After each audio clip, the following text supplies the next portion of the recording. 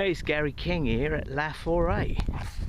Well, or should I say not La Forêt anymore.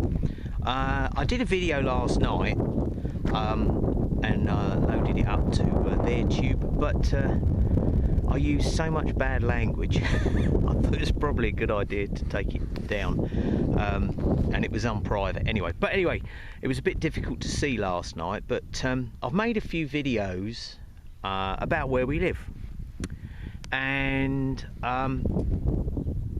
unfortunately it was really windy, and you know, it was quite difficult to be able to pick out what I was saying.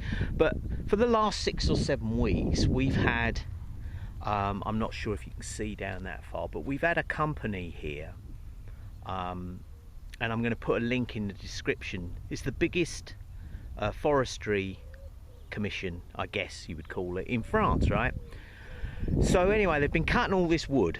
Now, I'll get this out straight away, I do not object to them cutting wood. We burn wood, everybody uses wood, it's got to come from somewhere, paper bags, whatever you want to call it, right? So I'm not going to be a hypocrite here like a lot of people who like to say that it's a disgrace, but by the way, where's my firewood, right? But anyway, La Forêt, the forest. This is the route to La Forêt, okay?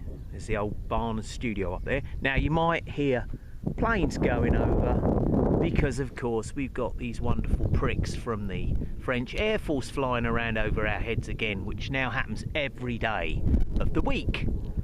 Right, another bunch of retards. But anyway, we won't go there. But so I made this video last night. I used a lot of bad language, and I'm going to try really hard not to in this. But I just wanted to show people what these characters leave behind when they've finished.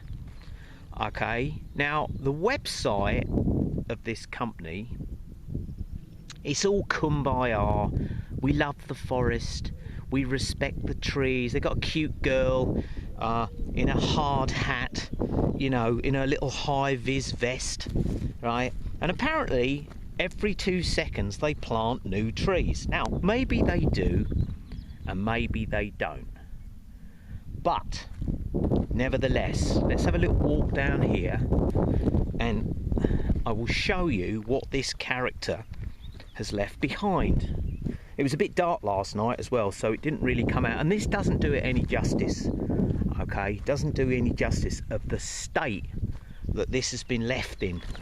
Now, again, they may come back and clear this up. They may come back and clear all this up, but I doubt it. So this land here belongs to a guy, a family, and apparently they're a bit tight on cash. So they've sold the wood. Now this guy, he'll only get the mouse's share of the money because, of course, you know, it's sold on and blah blah, you know the story, right? So anyway, you can see all the wood down the bottom. Look at it, right? Piles of it. So they've stripped. Not just here, this goes all the way down to the Pelsu little stream river. And this guy, very skilled, this isn't the guy who cut it, this is the guy who's moved it. Right, he's moved all this wood. Now they may come and chip all this up. I don't know what they're going to do, but look at the state of this.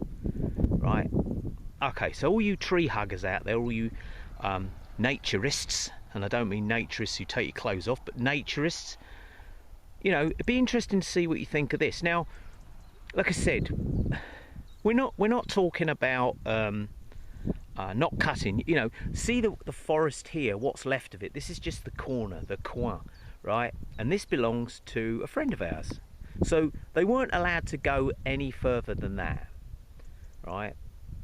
But the guy still drove his massive I suppose tree lifting truck through it anyway. So the guy that did this does not give a shit, okay? He doesn't live here. He's probably getting ready for his weekend, sitting in his little cardboard square house ready to watch sport or some bullshit like that. But this is just one little part of acres that are being stripped for wood. Right now we all buy wood, like I said. I'm not, and you know what, we've got an amazing view, as you can see, across over into the sort of valley there, over the back, over here, right? That's our friend's house up on the top there. So, you know, there's a benefit to everything, and you know, we understand if you don't thin the forest out, the new trees can't grow. But look at the state of this place, right? Okay, now I used to come down and collect pine cones, and a lot of them lying about now. Pine cones for lighting the fire, because they make great fire starters. But it's all gone, and this goes all the way down. And if you can see over there, a couple of years ago they cut all that, but they did replant and they left it tidy. This is all you can really say is an abomination. And the company, the cooperative, and of course they're not cooperative at all. They're cooperative to who they're buying the wood from, but they are not interested in the people that live here, right? So I did make I said another video about this, and there were two massive trees, right, left. This one here, right? No, sorry, not this one here. Just down there.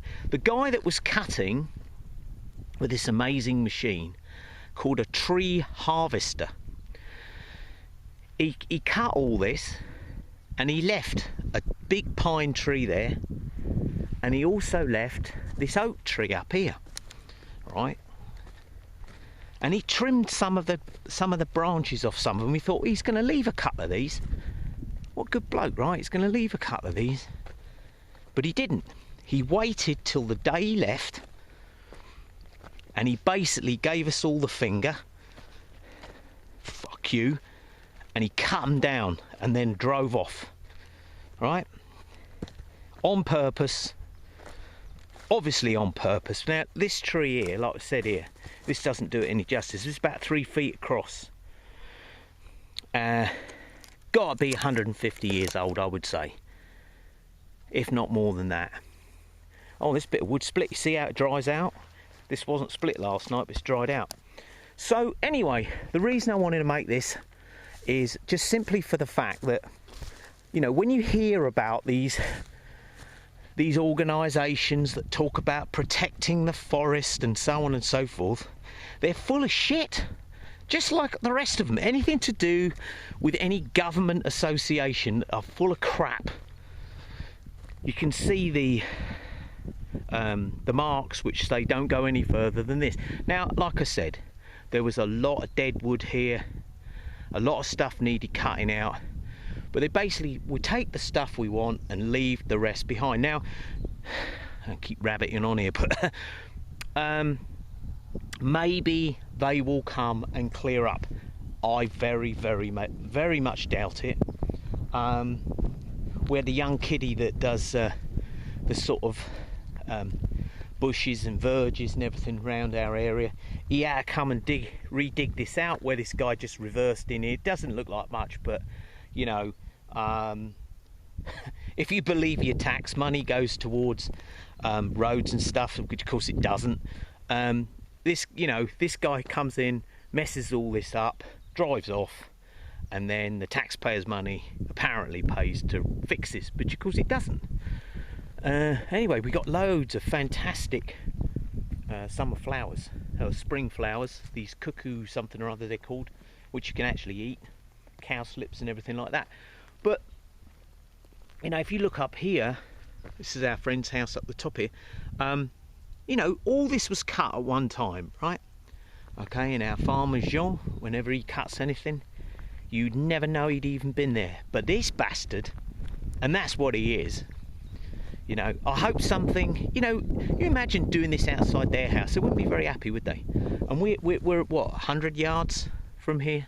Thank goodness it wasn't in the field. But this is a potential fire hazard, because this will dry out, And you imagine this all catching. We've seen all these fires, haven't we? Yeah. These natural fires. Natural fires, my ass. Right, and all sweep into here. You don't know, right? But like I said, the point being, we understand wood's got to come from somewhere, right? I've actually noticed that there was a couple of really big trees here that had barcodes on them. So somebody bought them. They've gone since yesterday, which is interesting. And this is all oak here. I mean, there's oak trees everywhere, but this is all oak here. And I think Jean the farmer's had this lot. And that's cool, you know, we burn oak. Fortunately, in France, we still have oak trees, and you don't go to jail for cutting them down. And the only reason you don't have any oak trees in Britain is because this happened, right? And then they cut them all down, and then they tell you that you can't. They cut them all down, and then they tell you that if you cut them down, you're going to get fined or go to jail. But anyway, I just wanted to show this. It's just another example of do as I say, not as I do. And as you can see here, this is just the corner. It goes all the way around. This goes all the way down to the bottom, right? And now there's another field up here, which you can see here. He's going to have all that cut as well. And on this route that you can see where the cars are going, that's the route de Senac, which is where my mate James lives. They've cut it all there as well, right? Are they going to replant trees here? I would say probably not. But there you go. This is the kind of thing that is allowed to go on. This is the kind of thing that continues to go on. This is all part of whatever they want to do. They'll just go ahead and do it, and then they get these kind of cretins that work for them. And if you get a chance, go and look at this website. You know, it shows it. They're measuring the trees that they cut. No. They just cut anything, and that is it. And then leave all the shit they don't want behind. So I'll pick a few of these bits up, take them home, and dry them out for the fire for next year. But there we go. Anyway, I just thought it was quite interesting. Like I said, don't get me wrong. Got a beautiful view now, and this was a lot of dead wood. But look at the fucking mess. Anyway, that's another one. Over and out.